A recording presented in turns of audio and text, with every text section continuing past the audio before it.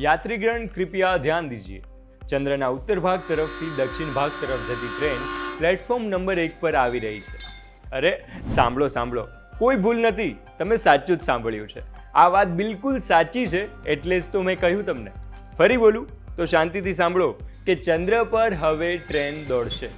દુનિયામાં એવી અજબ ગજબ શોધ અને ક્રાંતિ થઈ રહી છે કે તમે પણ કહેશો કે આ સ્વપ્ન છે કે શું?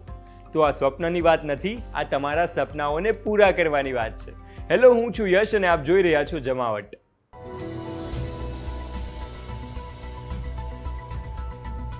આપણે ઘણી વખત એવું વિચારતા હોઈએ કે જો આપણે ચંદ્ર પર રહેવા જઈએ તો કેવી મજા આવે। ચંદ્ર પર રહેવા જવું એ કદાચ મોટા ભાગના લોકોનું સ્વપ્ન હશે।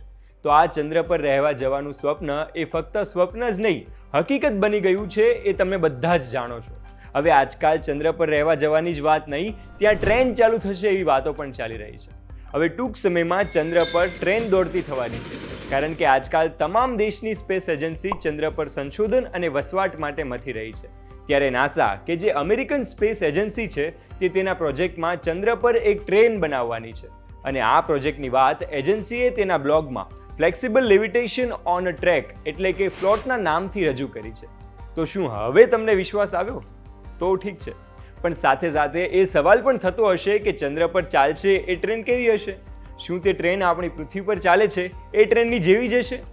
તે ટ્રેન કેવી દેખાતી હશે? તે કેવી રીતે કામ કરતી હશે? આવા અઢળક સવાલો તમને થતા હશે, હે ને? તો સાંભળો, ચંદ્ર પરની ટ્રેન પૃથ્વી પરની ટ્રેનથી સંપૂર્ણપણે અલગ હશે।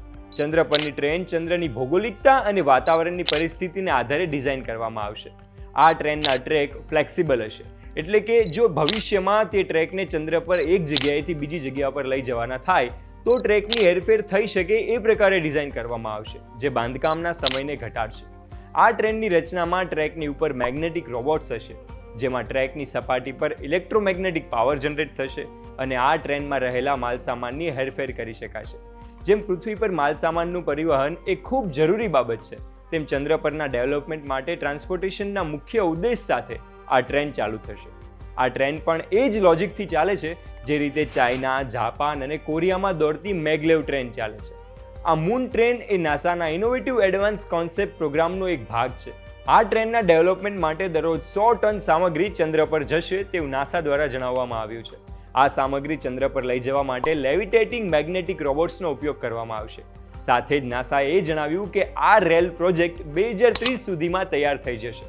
આ વાતો અને આ પ્રોજેક્ટ ખરેખર એક સ્વપ્ન બરાબર કહેવાય, પણ વૈજ્ઞાનિકોના સંશોધન અને મહેનતના આધારે સ્વપ્ન લાગતા આ વિચારો જ્યારે સાકાર થશે ત્યારે એ વાત સાબિત થશે કે નવસર્જન એ જ જગતનો મુખ્ય લક્ષ્ય છે।